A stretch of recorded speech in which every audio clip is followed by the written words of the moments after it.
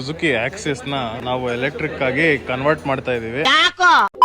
ಈ ಗಾಡಿಯಿಂದ ಸಪರೇಟ್ ಮಾಡಿರೋ ಇಂಜಿನ್ ಎಲೆಕ್ಟ್ರಿಕ್ ಕನ್ವರ್ಟ್ ಆದ್ಮೇಲೆ ಇಲ್ಲೊಂದು ಸಸ್ಪೆನ್ಷನ್ ಅಲ್ಲಿ ಗಾಡಿಯಿಂದ ಇಂಜಿನ್ ನ ತೆಗೆದಾಕ್ಬಿಟ್ಟಿದ್ದಾರೆ.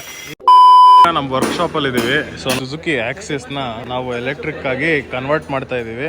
ಬಾಡಿನ ರಿಮೂವ್ ಮಾಡ್ತಾರೆ, ಇಂಜಿನ್ ತೆಗಿತಾರೆ ಆಚೆಗೆ. ಸೊ ಅದಾದ್ಮೇಲೆ ಈ ಪ್ಯಾನಲ್ಸ್ ಎಲ್ಲ ಏನಿದೆ ಅದೆಲ್ಲ ಪೇಂಟಿಗೆ ಹೋಗುತ್ತೆ, ಎಲ್ಲ ರಿಅಸೆಂಬಲ್ ಮಾಡಿ ನಿಮಗೆ ತೋರಿಸ್ತೀನಿ. ಸೊ ಸದ್ಯಕ್ಕೆ ನೋಡ್ಬೋದು ಪೆಟ್ರೋಲ್ ಟ್ಯಾಂಕ್ ಇದೆ, ಇಂಜಿನ್ ಇದೆ, ಸೈಲೆನ್ಸರ್ ಕೂಡ ಇದೆ, ಶೀಲ್ಡ್ ಏನಿದೆಯೋ ಅದೆಲ್ಲ ಬಿಚ್ಚಿಬಿಟ್ಟಿದ್ದಾರೆ. ಬಾಡಿ ಸಿಂಗಲ್ ಸಸ್ಪೆನ್ಷನ್ ಕೊಟ್ಟಿದ್ದಾರೆ ನಿಮಗೆ.